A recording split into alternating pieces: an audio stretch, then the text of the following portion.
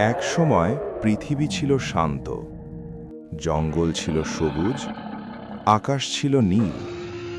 আর এই পৃথিবীর রাজা ছিল ডাইনোসর। কেউ ভাবেনি সবকিছু শেষ হয়ে যাবে।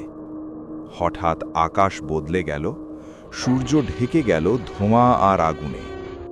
আকাশ থেকে নেমে এলো মৃত্যু, একটা বিশাল উল্কা যার আঘাতে কেঁপে উঠল পুরো পৃথিবী। আগুন, ভূমিকম্প আর অন্ধকার।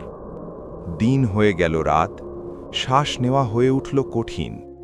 খাবার শেষ হলো, জীবনও। ডাইনোসর মারা যায়নি শুধু, মারা গিয়েছিল একটা যুগ। এইভাবেই শেষ হয়েছিল ডাইনোসরের পৃথিবী।